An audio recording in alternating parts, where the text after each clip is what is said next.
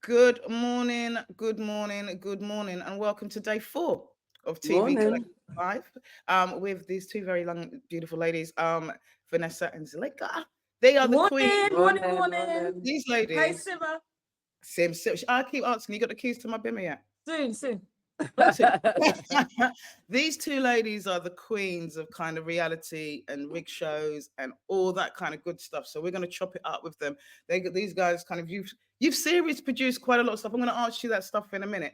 Before we do that, Lily, jump on, do us our quick tour. I know that most people who've been on will know it, but let's do it anyway, just for those who didn't join before. Just give us a quick tour around. Okay. Hi.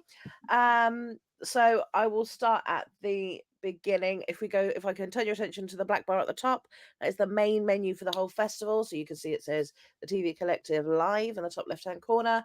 And then there is a button that says schedule, however you say it. If you click on that, you can see all sessions, past, future, and present. If there are any sessions you missed, you can just hit the replay button and you can watch them live inside the festival. Next to that, you'll see the icon that looks like two little people. This is our favorite button. So if you click on this, you can see everybody who is signed up for the festival. You can also switch it to all the people who are currently online right now at the festival. And when you look at their profile, you'll see there's a little speech bubble button. And next to that is a little calendar button. This allows you to send them a direct message via the platform and also request 10 minutes with them via the platform. Now, Simone and I didn't know this, but surprise, Zuelika and Vanessa, this includes you. This includes every speaker, every person who's registered in some way to this festival. You can request 10 minutes with them or DM them. So, and that's what we're all about, making connections. Your network is your net worth, as we say at the TVC. So use responsibly. I say if these guys don't use responsibly, I say with these guys, email them. That's what my suggestion. Anyway, sorry, Lydia, that would be my suggestion, but you go. Right, they're currently in production, so don't expect an answer straight away. Lily's talking from experience this week. Our apologies. And then I will turn your attention to the right-hand side of your screen, the grey menu. That is the menu that is inside this session specifically for us. So as you can see at the top, we've got Chit Chat, which you all know how to use. Let me just type in a little hi. Underneath that, if you have any questions for Zuelika and Vanessa, please put them in the QA icon underneath. That just helps me moderate so that we can pull you up on stage to speak to them directly, or at least make sure your questions make it on stage for everybody to read. And if Simone, Zuelika, or Vanessa refer to anything that you may want to refer to later, it will be in the resources button, which is 2 for the bottom. It's the 2 pages on top. Have a great time. Morning. And this, as you guys know, these sessions are being recorded. So at any time during the sessions, the festival, you can go into schedule, click on rewatch the recording. Thank you, ladies, for being This here. is great, isn't it? It is quite wonderful. And I like how Vanessa, she really did a thing in Thank you it. for calling us queens. I'm not sure I'd refer to myself as the queen of the industry. Empress, I'd say Empress. If you're going to claim it, you want Empress, right? And I'm loving the royal green. I'm loving that kind of green on you, Vanessa. That is looking very stylish and very She's delicious. wearing Big Brother colours. Big Brother. What you guys are currently working on Big Brother at the moment, aren't you? Are you on Big Brother? Yes. Yeah. We are 2 of the 4 series editors on Big Brother. And people don't ever know what series editor means. They think we edit the series, which we oversee the edits, but we also show run the whole series. So we look after the housemates, the house, the team. We train them. We do profile shoots. We look at all sorts. Yes, so there's a massive variation to the role, which is fun. So no day is ever the same.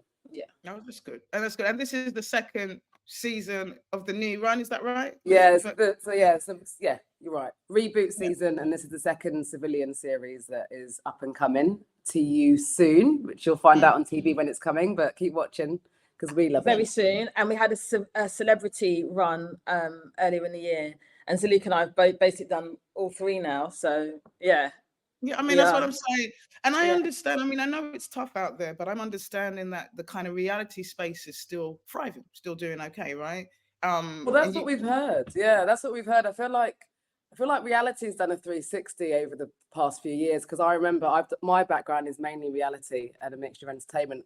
And I feel like I remember a time where it was quite a snobby look at reality, and people didn't think it was kind of like quality TV. Whereas now I think it seems to be the one that's in the biggest demand. And so luckily, touch wood, it means there's loads that are being churned out on the streamers and on terrestrial as well. So it's something that's kind of ongoing for now. Yeah. And in my experience, I think exactly what Zuelika said, in that I worked a lot in documentary, one-off documentary, and we'll get into our experience, which I know we'll get into in a bit, but it was almost like when I worked in documentary, it was called highbrow, you know, the one of documentaries that might win a BAFTA or whatever, you know. After a christening, darling. RTS. And reality, and I did do reality as well. And my first reality we'll get into was Big Brother years and years ago on Channel 4 days. And that was kind of seen different. Entertainment reality was seen different. But where we are now is the money it pulls in and the audience it pulls in. And, you know, for good and for bad, we could discuss that. It can't be matched for how much it's made for to what it then makes. So yeah, this space is thriving. And can we just also say that I'm a massive reality fan when I'm not working also. So just watching those shows and the kind of drama and the kind of journey they take you on is a sucker for why when I'm not working, I spend a lot of time watching a lot of reality TV. Yeah, because I know we've heard, like, it's like you say, one of the booming areas, and it's definitely an interesting space. And I suppose for content creators, we'll even get into some tips and advice if they are creating their own reality shows or their own entertainment shows, some of the things that they should be thinking about. Seems like a really good place to jump into your career. Zoo, tell me a little bit about your career, kind of how you started. You said Simone, you know I hate Zoo. Zoo. I'll take Zuelika, but go on. Zuelika, I'm sorry, lovely, I'm teasing you. I'll let you know, only because you're like my auntie. Oh, and I'm way too young. I just want you guys to know. I know, my youthful auntie. My youthful auntie. Yeah, they go. Damn. No, but Zuelika, sorry. Tell me, how did you get there? Why? Like you said, when I was working in TV many moons ago, reality was kind of frowned on slightly and not seen as. So how did you get into reality, and what's been your journey from kind of starting point to serious editor? Yeah, so it's interesting actually, because my career actually started off in kids TV, and it's something that I've dabbled in along the way. I started off at Nickelodeon, which is why Van-Yeboah and I call ourselves twinnies, because she started off at Nickelodeon. You also worked which is the weirdest thing. It was my first job, was Nickelodeon. We have so much in common, and we never knew each other before this job. Before we met at the TV Collective, Zuelika and I didn't know each other. But we've had lots of similarities. We actually didn't meet until Big Brother last year. Yeah, we didn't even though we were leaders together. But yeah, so I started at Nickelodeon, and then actually someone at Nickelodeon was like, I think you'd be great on Big Brother, weirdly. And they got me a runner's job where I was like a runner on the lives team for Davina. So that was my first kind of taste of reality. And then from there, I kind of dabbled in and out of it over the years and progressed up the ladder over the years with time and endurance, because TV isn't easygoing, as we all know. And then weirdly, getting the series or securing the series editor role on Big Brother last year felt like a bit of a 360 for me, because I previously on Big Brother, over many years, I've been an AP, a gallery AP, in auditions AP, I've been a task AP, and then a producer, and then eventually coming back probably like 6 years since I'd worked on the show, or 7 years, whatever the gap was. And I hadn't worked on it for a few years before it kind of got cold. Felt like a 360. So I've dabbled in and out of loads of different reality formats, and have been fortunate, or they've been fortunate enough to have me on the team on some of the big shows. Like tell us some of the shows you've worked on. Yeah, so previously I've worked on stuff like Strictly, Love Island, both the UK version and actually also the Australian version. I've worked on I'm a Celebrity UK version quite a few times, and also a couple of times on the Australian version. And I've worked on Come Dine With Me over the years. What other shows? I think they're the ones that come to mind. I'd have to look at my CV. I really can't remember. Oh, and recently I also worked on that show that people either love or hate, which was the naked dating show, where people go on TV looking for love and are so keen on looking for love that they do it in their birthday suit.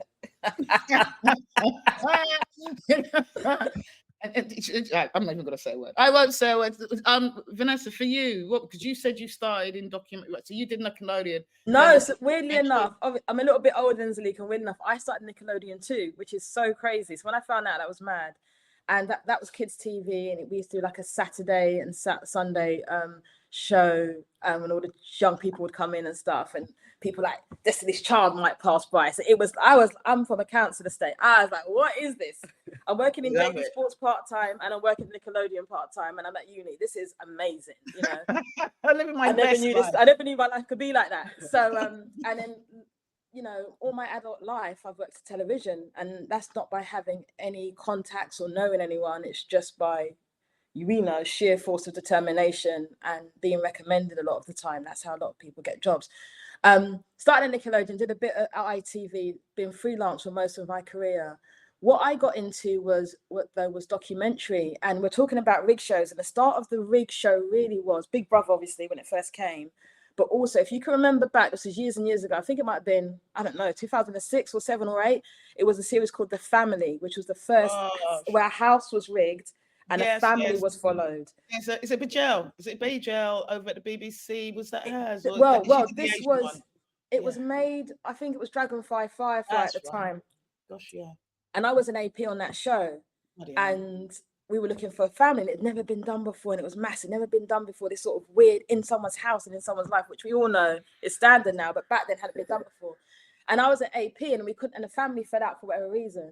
And I don't even know how, why, how, whatever, but I got called to be a producer on Big Brother. And remember, I'm an AP, and I've never been a producer before. I was like, producer on Big Brother? Like, this is mad. And that was after the time with Jade and stuff and Shook and all that controversy. So it was a very quite hard time to start. And that was my first real big producer gig, was on Big Brother. And I left the family to work on Big Brother. And I didn't want to leave documentary, like you say, you know, snooty, highbrow, want to win some awards. But I left the family to do Big Brother. And it was one of the best things I ever did, in that I learned so much, because back then Big Brother was one, as Zuelika will tell you, when you were the producer for the day, you'd work, no lie, 27-hour shifts, no lie. You would sign a contract where you'd work more than 24 hours. Luckily, I missed that 27-hour shift. You would work during the day, and then you would edit all night. And in the morning, you'd watch it with the legal team and see if it's legal to go out. So this, my work ethic after that was like, everything is easy. Everything is easy. Obviously, it's nothing like that now. There's probably 6 producers on that one shift that we used to do. But in saying that, after I did Big Brother I did it for a few years, I went back into rig shows, and I did the first One Born Every Minute, the first 24 hours in A&E, the first 24 hours in custody. But I took what I'd learned on Big Brother to that, because I didn't know anything about rigs and multi-cameras and 52 cameras filming stuff and whatever. So for both of us, I think it's been it's, like you say, full circle moment to come back now as like senior, very senior on the team. Like the big, and I think big bosses.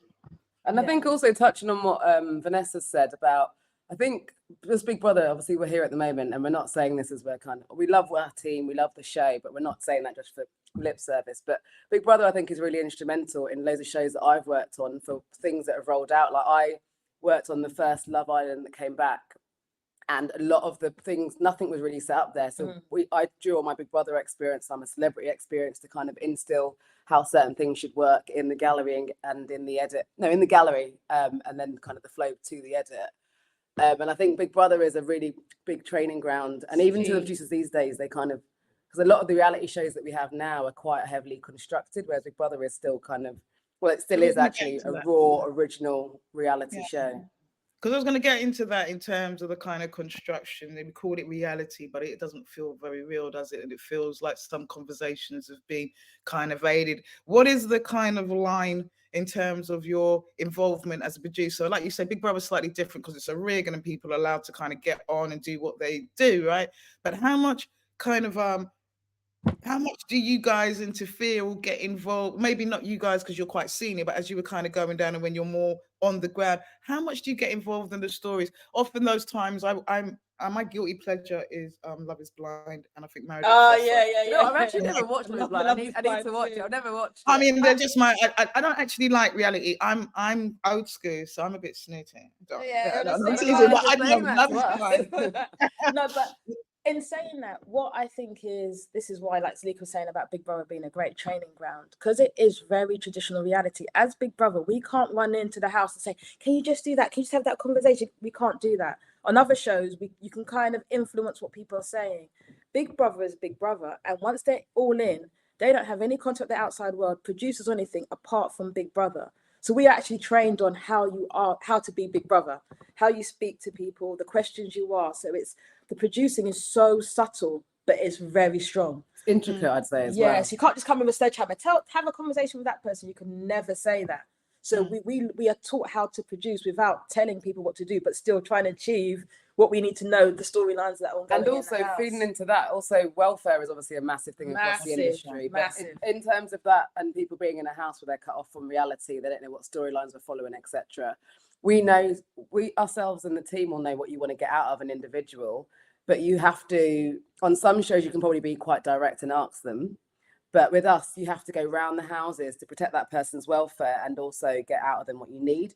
So it might be that you have to ask 5 questions to kind of get to where you want to go. And then the person naturally goes on to where you want to go. And then you can ask the question in a way. But it's a quite round the house thing. So diary rooms can take anywhere up to an hour or so if you're really trying to have something deep and trying to get something out of somebody. Yes. So in the truest sense, it is probably still, I know people say it, but it's still probably the truest reality show, the truest experiment. The original social experiment, because you put people, you never, whatever you plan for people are never going to do. We know human life, right? This doesn't run to script.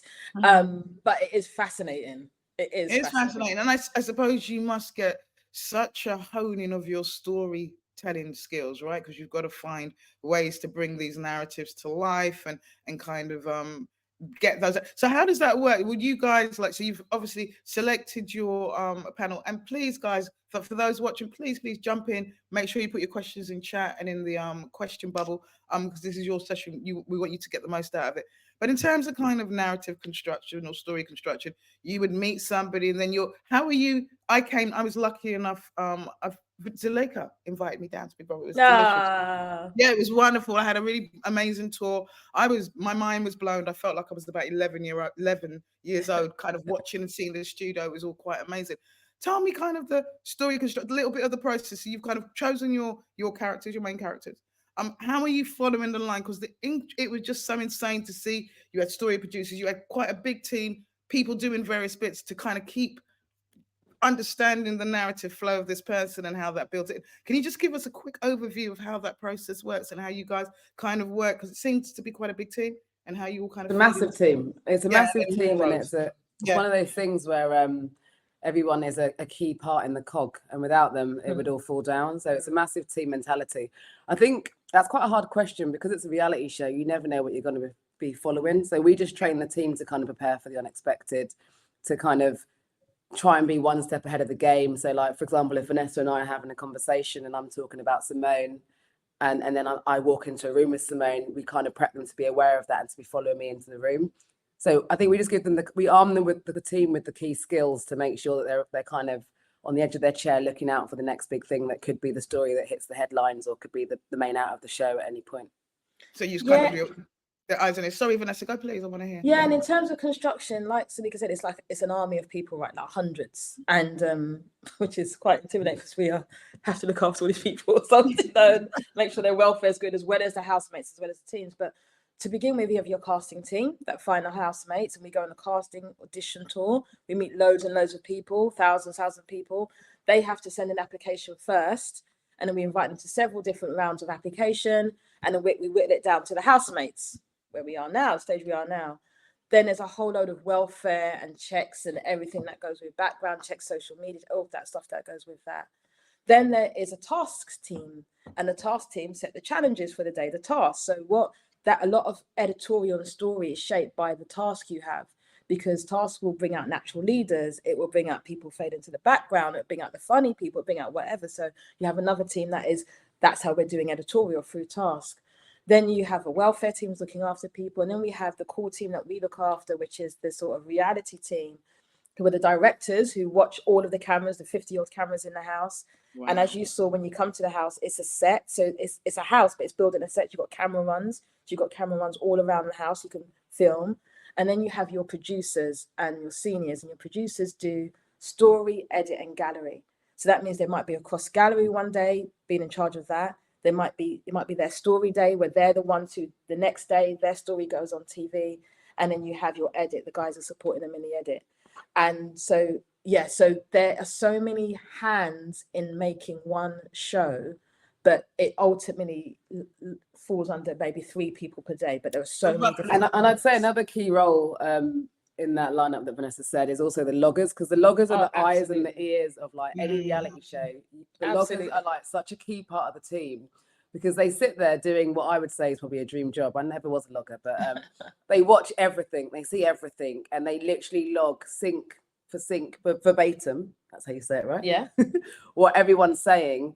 And when people are looking to, what we say, commission a story or send a story to an edit, because obviously in 24 hours of any reality show, everything you see can't be cut in the edit. There's not enough female power. I'm not going to say manpower, female power to cut everything that happens in these reality shows, and it's just not the best use of time. So what we rely on the producers to do is to select the best reality from that 24 hours and send that through to the edit, and they do that with the help of the logs that the loggers kind of log, as well as the runners that they keep everybody fed, watered and snacked, and they're also key. It's a real team that you know, you cannot, it's a real team mentality. How big's the team? Roughly, how big's the team? I want to say 300 people. I don't know if I'm exaggerating. Get out.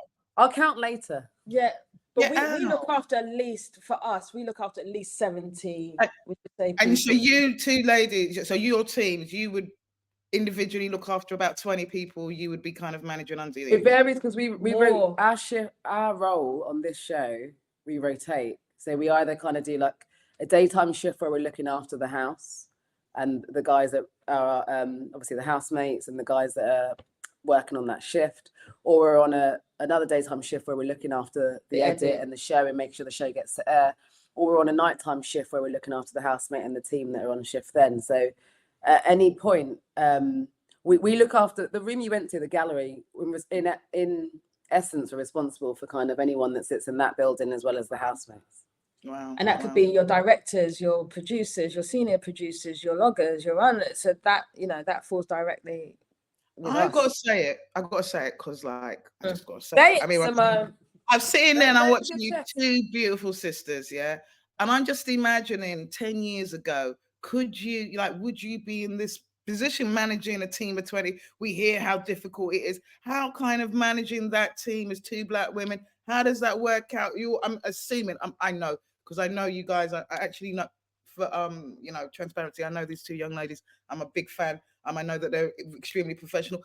Is it easier, you know, in terms of the diversity, inclusion, all the kind of issues that we have, being a Black woman, being Black women in that space? Do you find that it's great, you can do your job, there's no issues, everybody loves and respects you? I suppose so, because you've been around for so long. How do you find that? I'm just intrigued by that. I'll go first. No. I'm just trying to think how best to place it. The truth is, I think with both Zuelika's career and Zuelika's so weird. With both Zuelika's career and we've just worked mainstream. So we haven't really, and don't get me wrong, I've worked on the shows that are Black shows as well, a couple of that, but we've just worked in whatever's the mainstream. So our skill set, you know, lends us to be across any major show.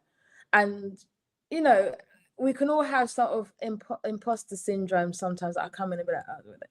And plus, you know, I know we look like we're just pushing our 20s. But you know, we've been in the game a while, so even that is a concern sometimes, where people think, oh, who's this person telling me what to do and la la la. But we also build teams.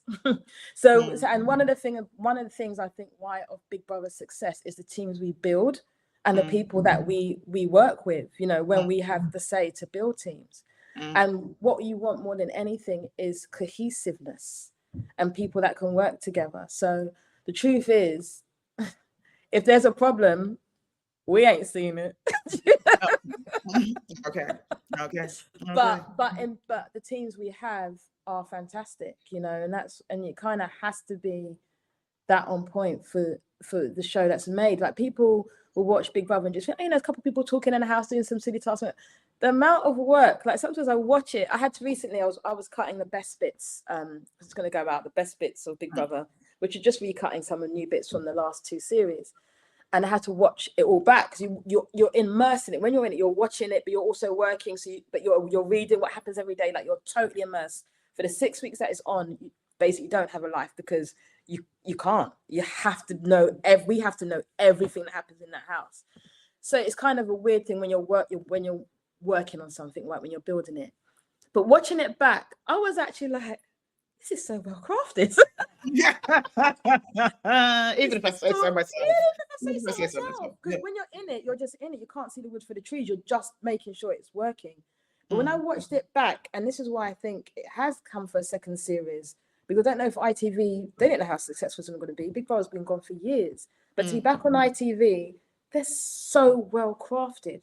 And you can see how hard people and how people care, even the music choices and little like nods to things and whatever. They're such good shows, and you don't have to be a fan of reality or Big Brother to know when something's well put together. You don't have to be a fan of it. Yeah. What I'd also add to that is I feel like from my career starting in the industry to now, I think there's 7,000% more work to be done on diversity. But I remember being kind of the only person on the team 100. on a lot of stuff and kind of working on those shows where I was going on location and actually thinking, am I going to be okay in this area of 100 of Yorkshire where I'm the only person of colour on this team? I feel like Big Brother actually, when we started last year, I feel like it was like the first team I've worked at where there was so much like colour of people on the team and all that kind of stuff. I thought it was amazing. So I think there's loads more that people can do, and I think I feel like personally my responsibility when I work on shows is to kind of put forward people that are amazing, diverse talents that they can kind of go, look, what about these people? What about these people? So I think as I've got up the ladder, for me, it's trying to bring people with me that I can recommend. And I think that's the change that I've noticed. When you're more junior, you don't have that opportunity. But when you become somewhat more senior, you have an opportunity to kind of help other people and put them forward. But they also need to be good enough. No, I understand, and I think that's an issue. Yeah, go.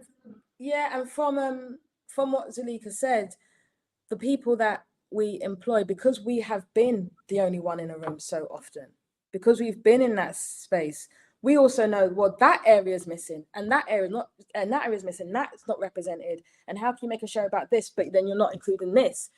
For me, a lot of time it's black men, because I see black women, and don't get me wrong, there's not loads, but I see a lot less black and Asian men.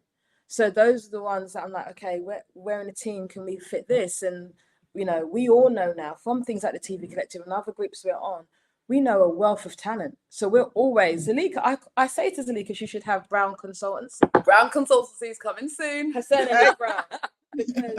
Because she, and I do it as well, like there's no money exchange. No, we put so many people forward for so many roles, not even on our jobs. Just when we hear things, when you're more senior, you hear things. I'm like, I know that person. I met that person, that thing. Or we put so many people forward for so many roles continuously, whether they get it or not, but whether they say thank you or not as well. I like it when they say thank you.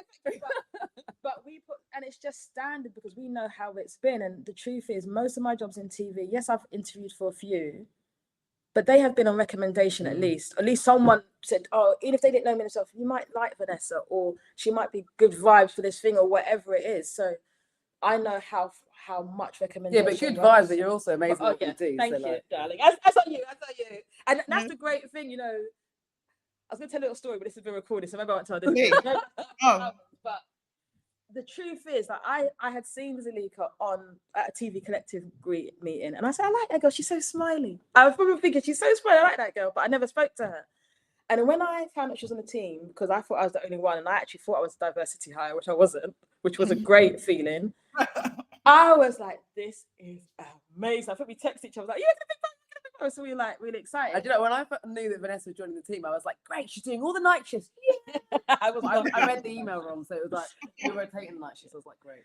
But what was amazing, and what and I've got to thank Zuelika for this, is our sisterhood. Because I think people will say, did you know each other from before? Like, but thank God it's worked out that way, that we've just got on so well. Because I have been in jobs, really regretfully, a couple of occasions back in my career. Even one I'll say, because I don't care, because this girl, she needs to be outed. I was a black girl. She was a black girl. Don't name her. Don't name and shame her. Do not name her. Shame. But this is the experience I'm saying, for our experience, where she had said, and this was a big show I was working on, one of our first big shows, big ITV shiny floor show, and she was like maybe I don't know, maybe probably a researcher, probably an AP.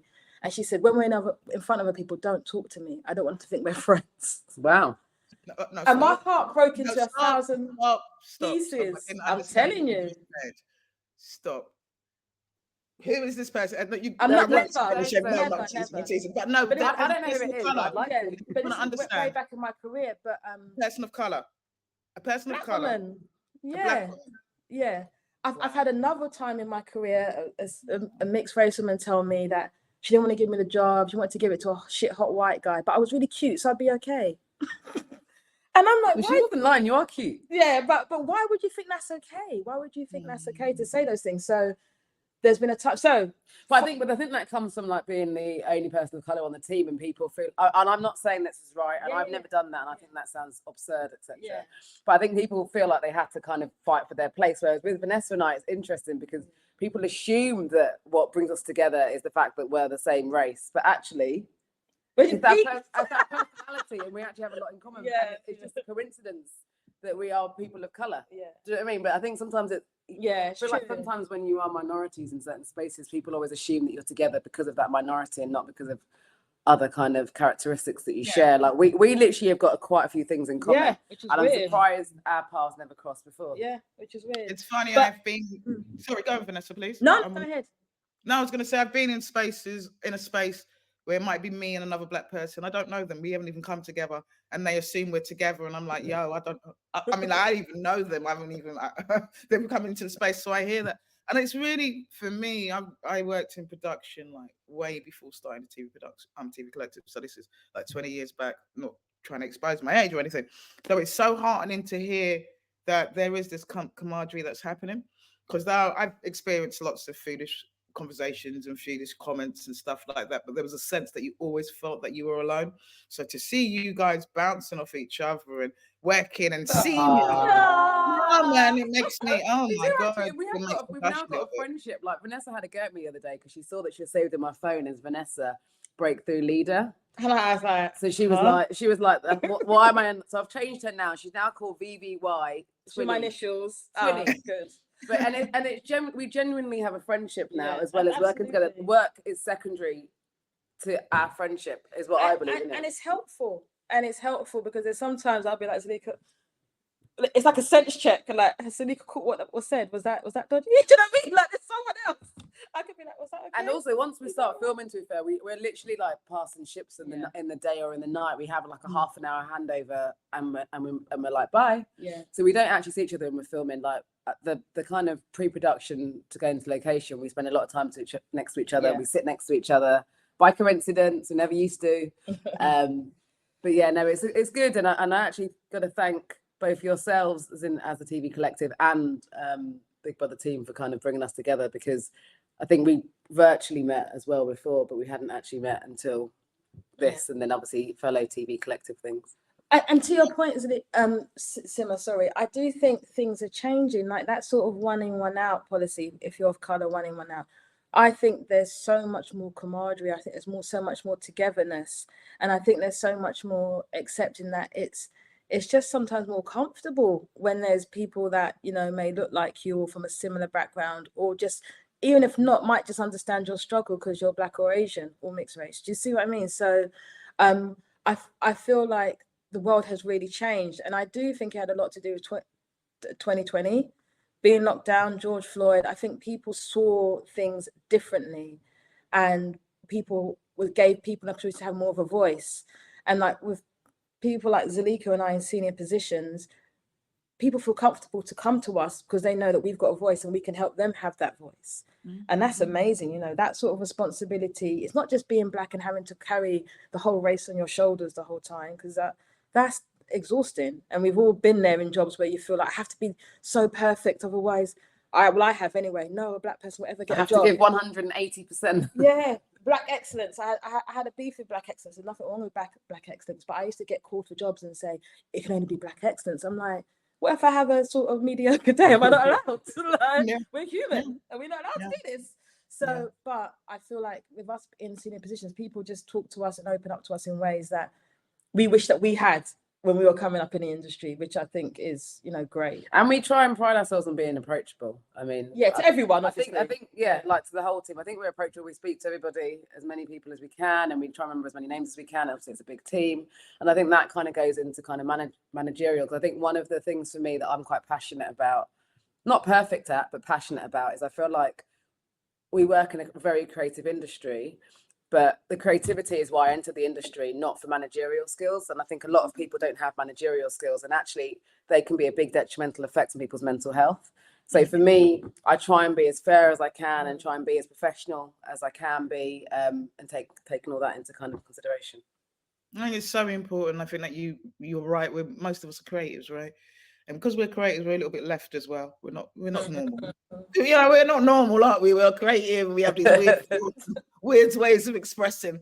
And if you don't have people managing skills as well, that can be challenging if you're working with somebody who's creative, who just wants to be creative and do wonderful things and not necessarily, and just wants to get it done.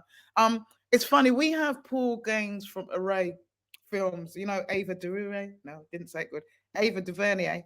I said it. I'm really struggling to say it. Wait, Ava DuVernay's production company, they did a film called Origins earlier on this year that talks about cast. So it's really interesting to hear you talk about how things have changed and the issues around Black men. Are you still finding men in, like, particularly in the spaces that you work, and it might be just because of your genre, are you still finding a lack of men senior positions coming through? And is that across Black and Asian? I always seem to find I feel, I don't want to be controversial, Asian men seem to fare a little bit better, still struggle, but fare a little bit better, where Black men, probably the darker skin, I don't know if it's I'm going to even say it, I'm going to go there, the darker skinned the man, the less likely, you just don't see that many men around in I think if I cast my mind back to the teams I've worked on over the past few years, I struggle to think of like many Black men that I've worked with that are not higher than a researcher or an AP.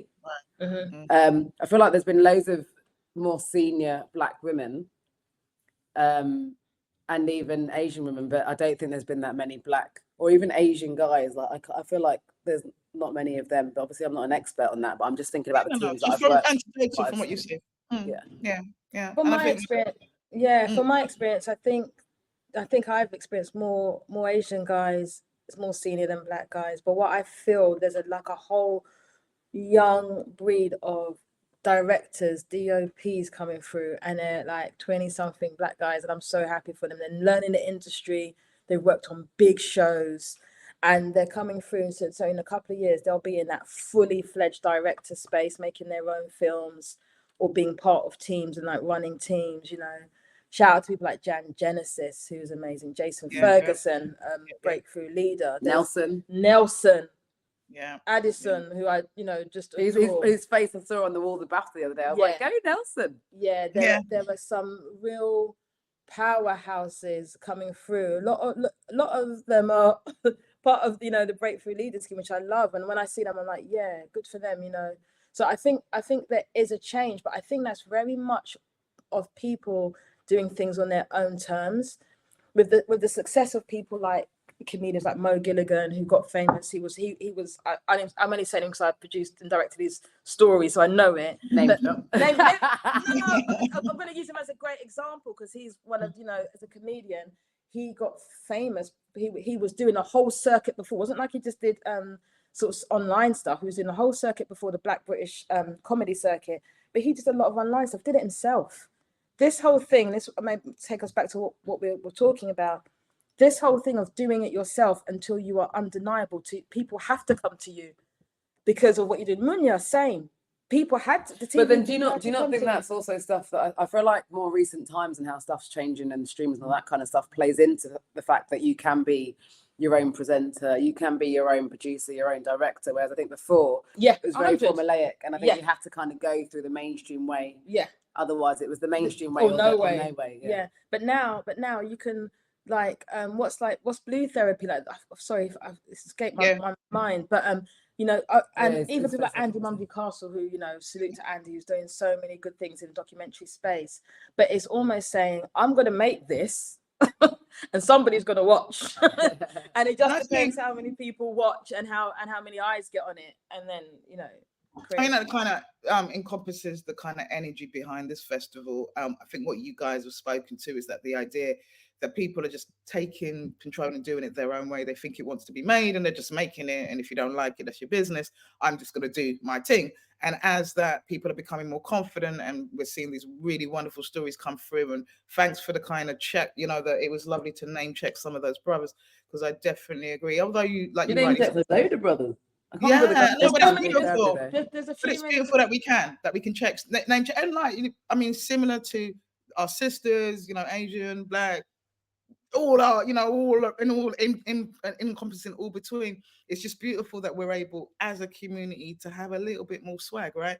And be a little bit more confident and a little bit more demanding and say, I want it like this. And I say, I think that's also something that I personally admire and I feel like, I don't want to say the next generation because it makes me feel old, and I'm actually not old, but you know what I mean? The ones that are a little bit younger than me, I feel like they have a kind of tenacious, kind of like outspoken, like determination and balls, or vagina, because I'm obviously girl power, that I feel like I never had. And I really admire it. And I kind of feel like the perfect kind of, what am I trying to say? The perfect kind of combination for what they've got would be like an equidistance to kind of give me the confidence as well, because I think they're so confident and it's great. I think sometimes they can kind of swallow a bit of it, but I don't want them to lose the confidence. I think they just need to, and I think it's great that they can. I know it's a really bad point, but what I'm trying to say is the new generation are tenacious. They know what they want. They know how to get it, and they don't like the word no, and that's great. And it's mixing that confidence with the experience, because we've been, nowhere. For me, I'll speak for myself. There's times you can speak for me. No. I'm going to say this time I've been traumatized in TV. Yeah. I've had the most traumatized. My career has not been easy. Things I've had to say, things people have said to me, things I've had to do for being a woman, for being a Black woman, for holding space, from being working class. Do you know? So there are so many intersections where I say it's been difficult. So many children like, that's it. I've got to find something else to do. What can I do? I've got to do teaching. What do I do? To get out of the industry. And working with really tough people. But I think, like you say, to your point, people like coming up in the last 5 years or so, they haven't had that. They haven't had that same level of trauma of the doors closing. You know why though? But you know why they haven't had the same level of trauma? Because of you. And they stand on your I think no, but not just you, but I just want to make the point. No, you know the answer? Your answer? Yeah, go. No, please, Zuelika, please, go.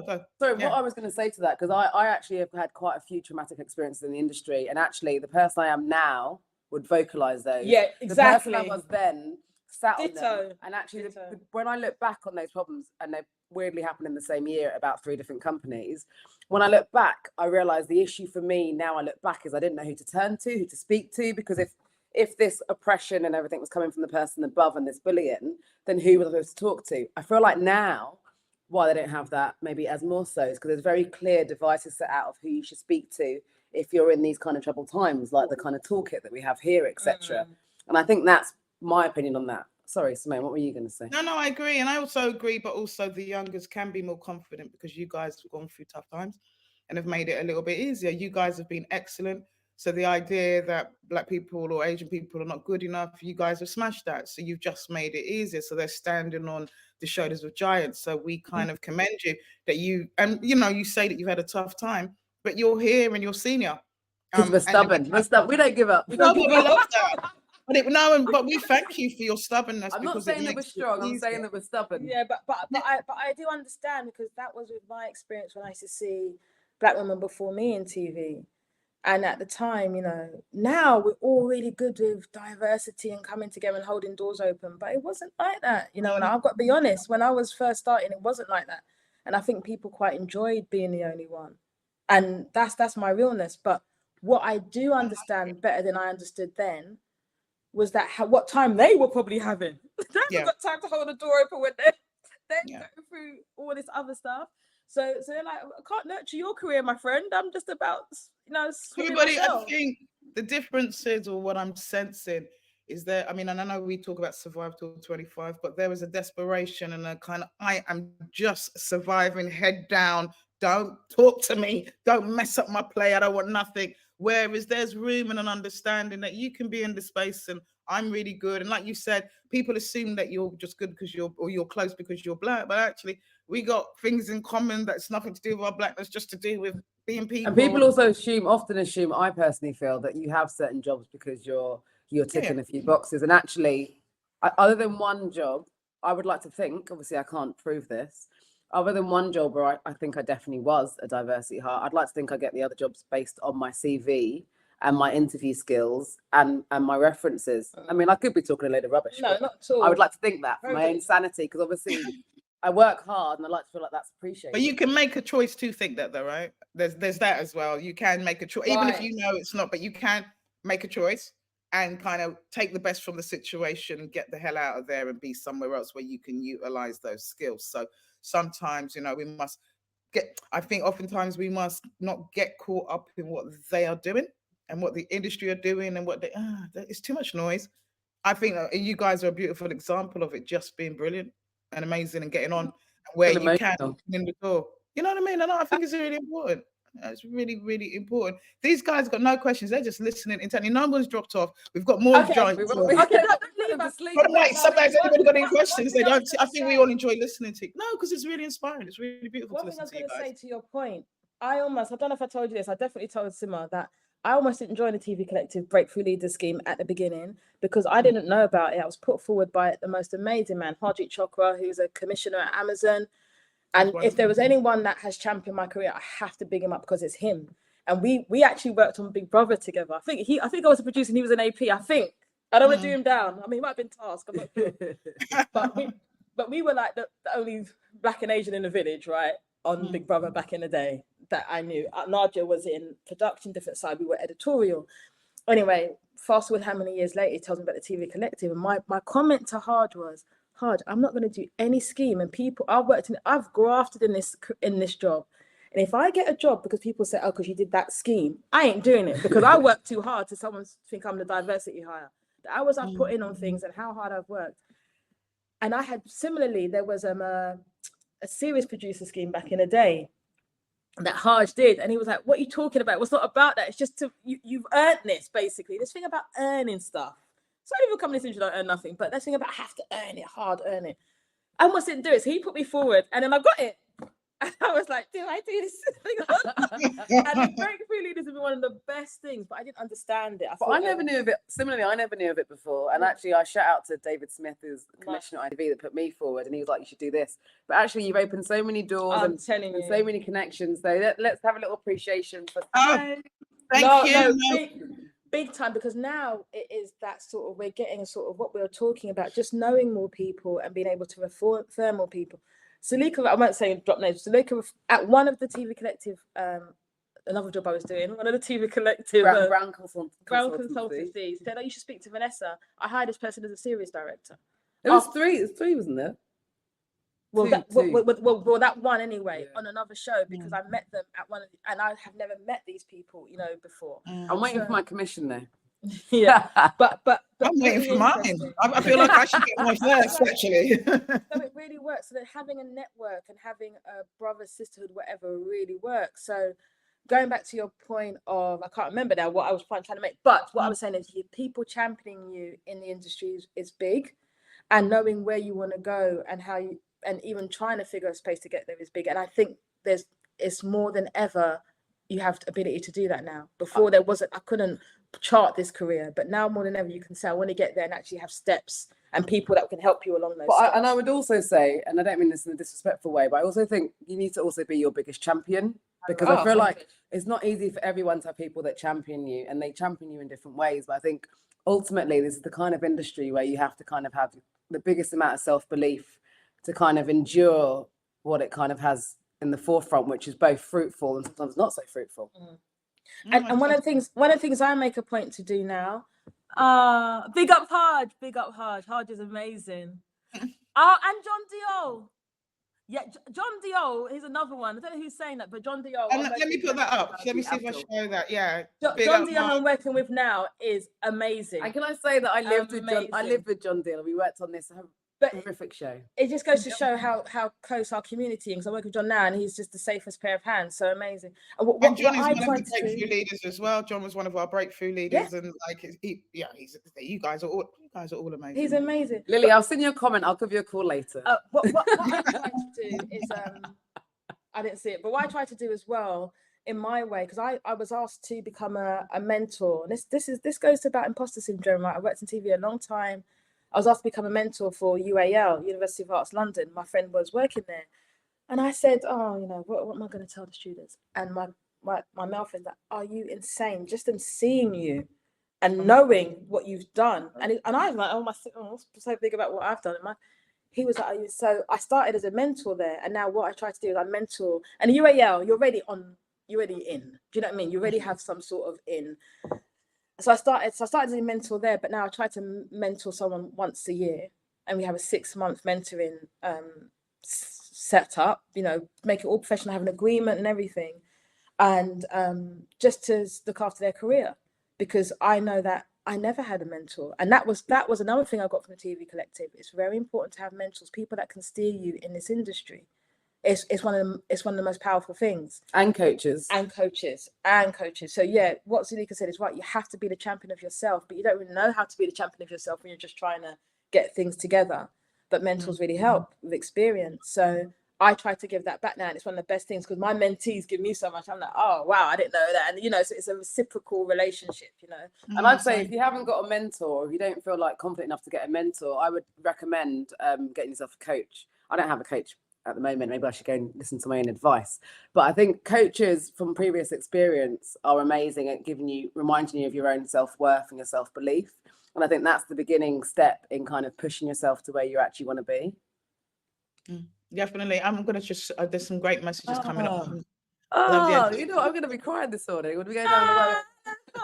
Bless you, thank you. Have we answered enough questions on this show? Has anyone got any? Nobody's actually got any questions. Just people are listening to you. I thought we were going to have loads of questions. We haven't got any. Let me see. I haven't got my glasses, so you have to bear with me. I'm putting up some. Yeah, just people just. Thank you for all your positive comments. Just loving it. They're lovely. Yeah. Just love it. Currently, I mean, we've got a couple of minutes left. It's a tough moment. You guys are relatively doing well. You're in the middle of a Big Brother season. Things are okay. What is the thing that's keeping you up at night at the moment? Vanessa, I might ask you first. Work related. Work related. We don't want to know about your personal life, love. I think I'm in a different space in my career.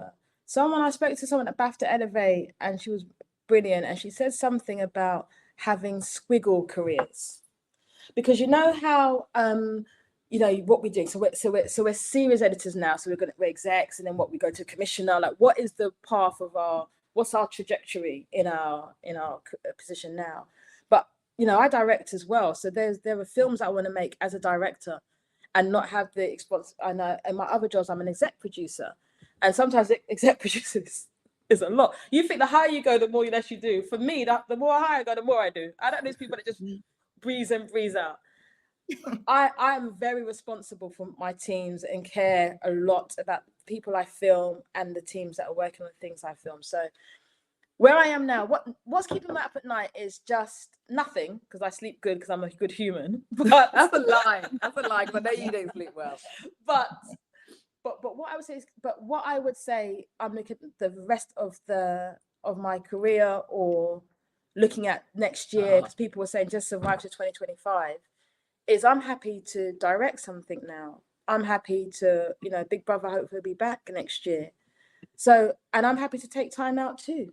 Like I'm looking at more of a work-life balance, and I can say that because I have been very fortunate and very blessed that I didn't feel the hardship. I know people out work for 12 months. I didn't have any of that. During COVID, I worked through COVID. So I've been very, very fortunate and blessed, and I know that. So I look at life a bit differently now. It's like, what experience do I want to have? Because I never did. I used to do every single job that came, didn't turn down one job for years, decades. Do you know what I mean? And I've got to the point now, it's like, I need a bit of quality. But you're selective now, though, as well. So you can be more selective. So you feel more confident to be selective. Yeah, and I think that's what experience gives you. You know, you can be a bit more selective. So to touch wood, God willing, it continues, and I can be selective, but I feel very fortunate. And I'm not saying that's everyone's experience. Yeah.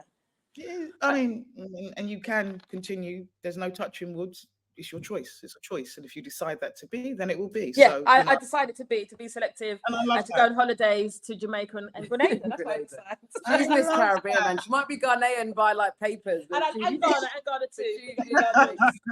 But Zuelika, for you. So I would say what keeps me up at night? The uncertainty of the industry. I feel like I've been a loyal and dedicated person to an industry that doesn't necessarily give the dedication back. And I feel like COVID showed me that I've worked really hard and been loyal to an industry that isn't secure. And I did not work crazy amounts during COVID. Now, don't get me wrong, I loved it. I had a 6-pack. I learned how to bake. I went running. That's the time of my life. That's the best bakes, by the way. So that I had the time of my life. However, I'm self-employed. I always have been. I've never been staff. So I kind of worry about like the future, what the future holds, where I'm going to work after here, where I'm going to work next year. Also doing life, because I feel like I've put life on hold a lot of the time to do work. Absolutely. And there's so many things that I want to do. Like, we're both Pisceans, which is the best star sign. And it means that I want to do everything all the time. And I think I need to kind of reassess my work-life balance. So I think that's what keeps me up at night, giving you kind of like everything and anything that's in my brain right now. But no, but I love that the fact that you guys are feeling kind of confident enough to start looking about how you can take a step back and kind of build work-life balance. Because like, as much as we are fortunate to work in the work that we do, so it doesn't really feel like work most of the times, we still need a little bit of life, a little bit of life. And winning the lottery. I need to win the lottery. You know about our lottery? Have I told you about our content lottery? No, but I'll call you after, because I saw something about $5,000 and I was like, yes, please. Yeah, so anybody that has attended the festival has a chance to win this $5,000 at the end on the 27th. And we've essentially started a content. Yeah. Similar to the it's very similar to a partner, kind of inspired by Partner Hand, where we all kind of support each other. So, well, I'll give more information. Anybody's interested, if they go to the resource tab, there's the link there. Please sign up, please join up. And like I say, on Friday the 27th, just as the big launch, we'll be giving away $5,000 as a little thank you and kind of get you guys off and go. Before we sign off, because this, I mean, I could sit down and speak to you ladies forever, and I like I said, you guys have got a kind of quite special place in my heart. I really kind of admire you guys and I love you guys. And I think what's really lovely to hear is that the Breakthrough Leaders is oftentimes not seen as a kind of diversity scheme. It's kind of seen, I'd like to think it's seen as a place where you can kind of do a little bit of self-exploration and kind of get back in tune with your intentional self and then kind of go out into the world like that. And watching you guys, I feel like, well, that we've achieved that. And it's just so beautiful for you. I'm watching you guys. In terms of advice, like I said, it's tough. People, the idea of this festival is to really inspire those that are kind of doing content, wanting to make content. We were going to ask some advice about if you wanted to do rig shows or reality yourself. I think that just listening to you guys was far more powerful. What single piece of advice would each of you give to people who are watching or listening, having a bit of a tough time, just thinking, what on earth is this all about? It's really rough. Survive till 25. I don't know if I'm going to survive to the end of the month. What kind of advice? I would say, because I'm quite a determined and stubborn person in a nice way, which sounds wanky, but it is. I would say, don't give up. I would say, like, know what you want, write down what you want, manifest what you want, and don't give up, and keep in the positivity and think about other stuff you can do in the meantime, and make a plan B and C that doesn't erase your plan A, but also kind of keeps you positive and happy and financed in the time of where you're trying to get to. I just don't think you should give up. Maybe it's because we're twinnies, but my advice is you have to believe in yourself, and whatever that takes. But similarly, never, ever give up. Like, there's a confidence that you get when you want something and you start to get the things you want. It brings you confidence, and with experience, it's taught that not everything you want is good anyway.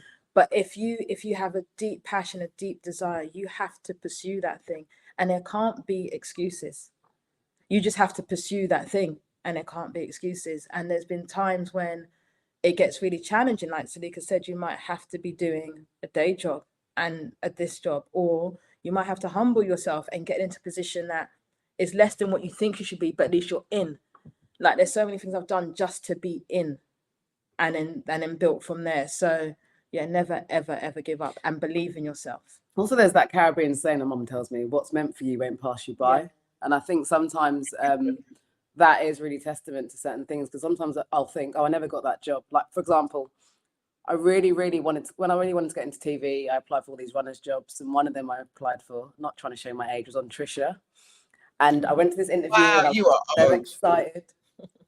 But I look young, yeah? I was really excited for this interview. And then when I never got that job on Trisha, I don't think I've had any kind of deflation that compares to that career-wise, because obviously that was the kind of in. And I was so upset. But then literally probably like a couple months later, I had 4 weeks work experience at Nickelodeon. Then I got a job at Nickelodeon. So I think you just need to not give up. And I think back to like when I worked on I'm a Celebrity for a few times over the years, I literally just remembered sitting here how I got that job. And it was like emailing, like, I think he was the series editor at the time, constantly. And he was like, there's no jobs this year. And I literally emailed him intermittently without being a stalker enough for about a year that I then had this, I think he might have been the exec, I had this interview with the series editor, and he was like, so how do you know the exec? And I was like, I don't. And then I got given the job, and it was just funny because when I look back, I was like, it was my adamancy that I thought I was good enough to get a job on that show, even when people probably didn't even know who I was.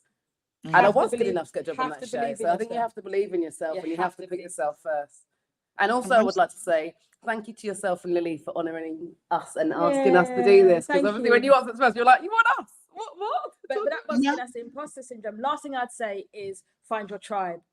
So that I didn't know. I have great friends. I have the same best friends I had since I was 11. But I have very good people in TV that are now my tribe, that I have go-to people for certain things. And you only find your tribe by going out, by mixing, by being on things like this, by meeting. What's your interest? So that's similar to my interest.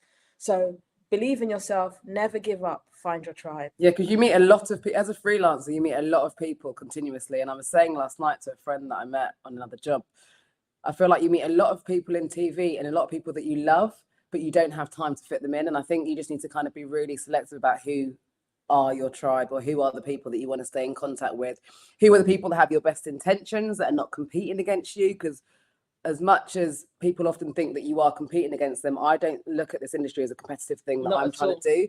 I'm just doing me, and whether someone's competing against me, then that's their own issue. It's not my issue, because I'm not competing against you.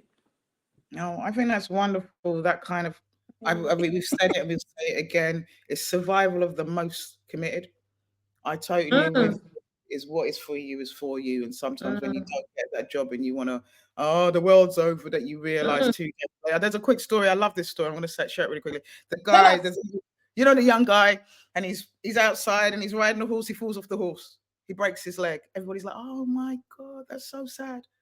Then the next day they announce a war, but he can't go to war because he's broken his leg. Oh my God, hooray, right? Yeah. Then the next day something else happens and it's, oh my God, poor you. Then the next day something amazing happens. So we never know what life has in store for us. So like you say, you know, what's for you is for you. Enjoy what you can when you get it. And it's commitment, survival of the most committed. And you guys, if you want to be nurtured and be supported and be held in a really kind of supportive community, TV Collective, we're here. That's what we do. There are people like Vanessa and Zuelika. They're just the tip of the iceberg. There's so much talent out there. I know that a lot of you guys are online as well. So make sure you become part of the community. I believe that we can't do this alone. The clue's in the name, why we're called the TV Collective. So let's hold each other up. Ladies, queens, stars. Oh my God, my brightest stars. Thank you so much for joining us. No, thank you. Thank you for having us. It's been so much fun. And thank you for the lovely comments. And thank you, Lily, for helping us get on here. We're not very good with technology, as you might realise. Lily's been amazing. And big up everyone who left a comment. Thank you. We're going to go and start our day now. So Lily, jump on and tell us what we've got going on later. And we've got the big one. We've got Ava DuVernay's business partner, Paul Gaines, talking about the work in the States. If you're interested in working in the States, talking also about the difference between race and class. I'm quite like that conversation because I think it's a really important one, particularly in this day and age. But Lily, tell us what else we've got going on and what's happening next. I will. Hello again. Thank you, ladies. Very kind. So we've got a little bit of a break this morning so that I can go and get some coffee. and sort my life out. And we start again at 1 p.m. We are having a business clinic with ITV's Vice President of Social Media, Claire Hung. She's going to talk to us about social media, direct to audiences, how to use social media to get you more eyes on your content, get those likes, get those clicks, and obviously get that paper. At 2 p.m. directly after that, I'm very excited. We are having our international networking forum. So for those of you who were here yesterday, who entered the TVC forum, or as they call it on this platform, the fluid space, it's a bit of an unfortunate name. We are doing it again. It's going to be open for 4 hours from 2 p.m. to 6 p.m. And that was so that I could catch all the different time zones of all the other people that are coming. So we have got Caribbean Tales, we've got BIPOC Canada, we've got BIPOC America, we've got Issa Rae's Color Creative crew. It's kind of like almost like the Breakthrough Leaders, but over in LA. We've got Ava DuVernay's Array crew. They'll be coming down as well, so you'll see them there around 4 p.m. when they log in at like 6 in the morning.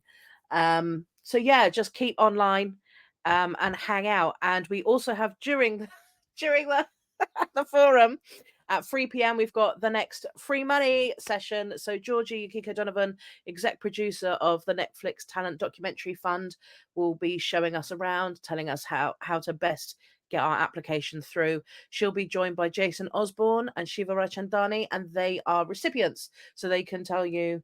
So all three of them, between them, can tell you how to apply, what it looks like from the Netflix side, and what it's like once you've got the money. You get your hands on that money. And it's important with that international networking forum, no one is expecting you to be there for 4 hours completely. It's just the idea that you can pop in and drop in.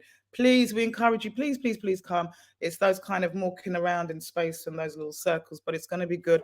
If you're particularly keen and kind of making collaborations and connecting with creators across the globe, particularly in the diaspora, in the States and Canada, please show up. Wonderful. I'm going to go and take a break for an hour. What? Thank you. We're going to go work. We're going to go to work. Thank you for having us. Thank you so much for being in contact. Stay in touch. Thank you all, guys. It's been amazing as always, and we'll see you again at 1. Thanks, Lily, as well. See you later. Bye. Darren, I'm going to message you now. Thanks, everybody.